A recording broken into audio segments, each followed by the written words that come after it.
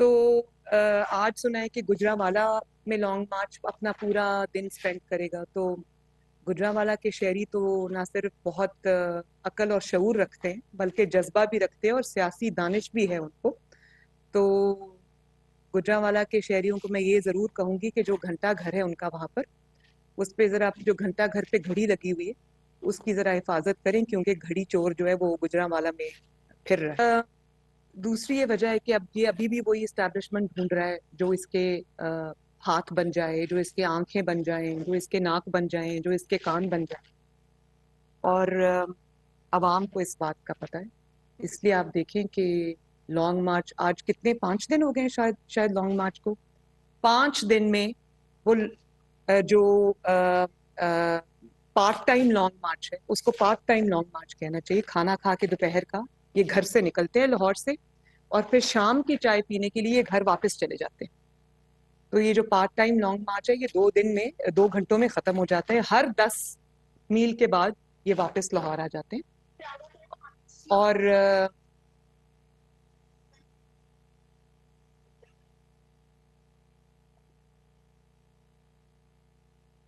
5 दिन से ये जो लॉन्ग मार्च है ये लाहौर में ही फंसा हुआ है, लाहौर से बाहर नहीं निकल सका। और कल हम ये सुन रहे थे कि ये लॉन्ग मार्च जो है वो अभी 9-10 दिन में भी नहीं पहुंचेगा इस्लामाबाद। तो भाई जब आप 3 बजे दोपहर को शुरू करके शाम को 6 बजे लॉन्ग मार्च खत्म कर देंगे वो तो महीना नहीं पहुंचेगा। उसका ये तो मतलब नहीं आप ट्रैफिक से चलती हुई ट्रैफिक से खिताब कर रहे होते हैं और कोई मजमा नहीं होता आगे, कोई बस चंद लोग जो आपके कंटेनर के आगे पीछे होते हैं वो होते हैं। और उसके बाद वो जो वहां से ट्रैफिक आ रही होती है वो ट्रैफिक के रश को आप दिखा रहे होते हैं कि ये इसका लॉन्ग मार्च है। तो भाई इस तरह तो एक महीना भी लॉन्ग मार्च नहीं पहुंचेगा, क्योंकि 2-3 घंटे रोज लॉन्ग मार्च एक वो ऐसी कोई एक्टिविटी है 2-3 घंटे बाद वो खत्म हो जाती है। तो आज सुना है कि गुजरांवाला में लॉन्ग मार्च अपना पूरा दिन स्पेंड करेगा। तो गुजरांवाला के शहरी तो ना सिर्फ बहुत अक्ल और शऊर रखते हैं बल्कि जज्बा भी रखते हैं और सियासी दानिश भी है उनको। तो गुजरांवाला के शहरियों को मैं ये ज़रूर कहूँगी कि जो घंटा घर है उनका वहाँ पर, उस पे ज़रा जो घंटा घर पे घड़ी लगी हुई है उसकी ज़रा हिफाजत करें, क्योंकि घड़ी चोर जो है वो गुजरांवाला में फिर रहा है। और आप ये देखें कि जिस शख्स ने इतने बड़े बड़े झूठ बोले, सफाकी से बोले, चालाकी से बोले, और वो इस किस्म के झूठ थे कि उन्होंने पाकिस्तान की सिक्योरिटी को, पाकिस्तान की जो एक बैरूनी ममालिक से ताल्लुकात थे उसको, पाकिस्तान की अंदरूनी स्टेबिलिटी को उसने दाव पे लगा दिया उन झूठों ने। और इतने बड़े बड़े संगीन वो झूठ थे कि उनके उसका सच बताने के लिए जो DGI हैं, DGISPR हैं, उनको मैदान में आना पड़ा, उनको अपनी खामोशी तोड़नी पड़ी, उनको सच कौम के सामने रखना पड़ा। ये जो DGIS आए इनके बारे में ये मशहूर है कि ये वो जो एक ग्लैमर ग्लिट्स तवज्जो से दूर रहते हैं और अपनी तस्वीर भी या अपनी वीडियो भी आने नहीं देते। तो एक ऐसे प्रोफेशनल शख्स को जब कौम के सामने आके सच बताना पड़ा तो आपको उससे हालात की संगीनी का इदराक होगा कि कितने झूठ इसने बोले हैं जिससे कौम को नुकसान हुआ है, मुल्क को नुकसान हुआ है। और फिर आप ये देखें कि जिनको ये कहता रहा कि मैं रात के अंधेरे में जिनके पांव पकड़ता है, दिन के उजाले में ये उनके गिरेबान पकड़ता है। और फिर जो मुलाकात इसने प्रेसिडेंसी में आरिफ अलवी साहब की मौजूदगी में की, उस मुलाकात का इसने कौम को नहीं बताया। कौम को ये दर्स देता रहा कि ये मीर जाफर हैं, मीर सादिक हैं, ये जानवर हैं, ये ऐसे हैं, और उन्हीं से रात के अंधेरे में चुप करके मिलता। और वो DGIS आके रिवील करते हैं। खबरें तो फैली हुई थी, लोगों को पता था इनकी मुलाकात हुई है, और लोगों को ये कोई और झांसे देता रहा, रात को छुप छुप के मिलता रहा। वो तो फिर भांडा तो फूट गया, इसने तो फिर भी आवाम को सच नहीं बताया। ना इसने अपनी पार्टी को सच बताया, ना इसने अपनी पार्टी के मेंबर्स को सच बताया। वो तो जब कौम के सामने सच आ गया तो इसके पास तो उन वो जो सच है उनका कोई जवाब नहीं है। कौम इतनी देर से इंतजार कर रही है, हम इंतजार कर रहे हैं कि जो इल्जामात इसके ऊपर लगाए गए हैं, जो संगीन हकायक बताए गए हैं, उसका कोई जवाब आएगा। लेकिन जवाब नदारद, اس کی وجہ یہ کہ جواب ہے نہیں. سارا زور اسی لیے رکھا ہوا ہے گالی گلوچ کے اوپر. اوے فلاں میں تمہیں نہیں چھوڑوں گا, میں تم پہ 10 ارب کا ہرجانے کا دعویٰ کروں گا, چیف الیکشن کمشنر ان کا ذاتی. وہ شرم آنی چاہیے ایسی بات کرتے ہوئے. وہ چیف الیکشن کمشنر آپ نے لگایا, اور جب تک وہ آپ کی جو جرائم ہے اس کو سامنے نہیں لایا, اس سے اچھا چیف الیکشن کمشنر کوئی نہیں تھا.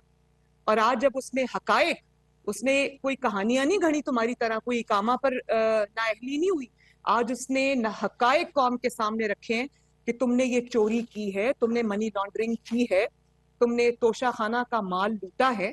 وہ اس نے قوم کے سامنے رکھا. تم کہتے ہو میں 10 ارب کا ہرجانہ کروں گا. کس چیز کا ہرجانہ کرو گے؟ ہرجانہ کرو گے وہ جیت جائے گا, کیونکہ اس نے سچائی لکھی ہے, اس نے حقائق لکھے ہیں, اس نے ثبوت دیے ہیں اس کے. اور کہتا ہے کہ اس سے 10 ارب روپیہ لے کر ہرجانہ میں شوکت خانم کو دے دوں گا. تو یہ نہیں بتایا کہ جب میں 10 ارب کا ہرجانہ لے کے شوکت خانم کو دے دوں گا تو اس کے بعد وہی ہرجانہ میں شوکت خانم سے لے کر اپنی جیب میں ڈال دوں, کیونکہ آپ یہی کرتے آئے. اور پھر آپ یہ دیکھیں کہ اتنی سنگین نوعیت کی بات, ایک شخص جو اپنے آپ کو جمہوری لیڈر کہتا ہے, میں اس کو نہیں لیڈر مانتی, میں اس کو جمہوری شخص بھی نہیں مانتی, میں اس کو سیاستدان بھی نہیں مانتی. وہ ایک فورن فنڈڈ فتنہ ہے, ایک انتشار کے لیے پاکستان میں لانچ کیا گیا اور اس کے لیے پیسے دیے گئے. تو وہ شخص جب جمہوریت کی بات کرتا ہے تو انسان کا سر شرم سے جھک جاتا ہے. آپ یہ دیکھیں کہ جمہوریت کی بات کرنے والا کیا بات کر, وہ جب اس کو اپنی حکومت جاتی ہوئی نظر آئی تو وہ چیف عوامی اسٹاف کو یہ کہہ رہا ہے کہ آپ میری حکومت کو گھر نہ بھیجیں, آپ مجھے گھر نہ بھیجیں, بھلے آپ تا حیات ایکسٹینشن لے لیں, ہمیں کوئی اعتراض نہیں, بھلے آپ ان لمیٹڈ ٹائم کے لیے ایکسٹینشن لے لیں, ہمیں کوئی اعتراض نہیں. جس کو یہ رات کو یا بند کمرے میں یا بند دروازے کے پیچھے یہ کہتا رہا کہ آپ ایکسٹینشن لے لیں اور تا حیات ایکسٹینشن لے لیں, اس کو اب یہ کہتا ہے یہ غدار ہے, یہ جانور ہے, یہ میر صادق ہے, یہ میر جعفر ہے. بھئی اتنی کرسی سے محبت اور لالچ میں نے کسی کو نہیں دیکھی کہ اس کا سراپا جھوٹ ہو, اور پیچھے سے جب اندر کمروں کے اندرونی باتیں جب کھلے تو وہ تو کوئی اور ہی نقشہ پیش کر رہی ہے بات. اور پھر کہتا ہے کہ مجھے اسٹیبلشمنٹ نے بتایا تھا کہ یہ چور ہے. اس بات میرا خیال ہے کہ یہ جو انہوں نے کہا کہ مجھے اسٹیبلشمنٹ نے یہ بتایا تھا کہ یہ چور ہے, اور یہ صرف عمران نے بات نہیں کی, یہ بات کچھ صحافیوں نے بھی کی ہے کہ ہمیں تو یہ بتایا گیا تھا کہ یہ چور ہے. اور جب عمران نے کہا کہ مجھے اسٹیبلشمنٹ نے بتایا تھا یہ چور ہے, تو میرا یہ ذاتی خیال ہے کہ اس سے بڑا ثبوت نواز شریف صاحب کی بے گناہی کا کوئی اور ہو نہیں سکتا جو عمران نے خود قوم کے سامنے رکھی ہے. میرا خیال ہے کہ شوکت عزیز صدیقی صاحب نے بھی بہت بڑے ریولیشنز کیے ہیں, بہت بڑے حقائق, ہوش ربا جس کو حقائق کہتے ہیں, وہ قوم کے سامنے رکھے. ارشد ملک مرحوم نے بھی بہت سنگین انکشافات کیے کہ کس طرح نواز شریف صاحب کو ملی بھگت کے تحت سزائیں دی گئیں. لیکن میں سمجھتی ہوں کہ یہ جو ارشد ملک صاحب ہیں مرحوم, اور جو شوکت عزیز صدیقی صاحب ہیں, ان کے بھی انکشافات سے بڑا انکشاف عمران نے یہ کیا ہے کہ نواز شریف بے قصور ہے, اور مجھے اسٹیبلشمنٹ نے کہا تھا کہ یہ چور ہے. تو وہی اسٹیبلشمنٹ نے آپ کو جو بھی پرچی لکھ کے دے دی, آپ نے وہ قوم کے سامنے پڑھ کے سنا دی.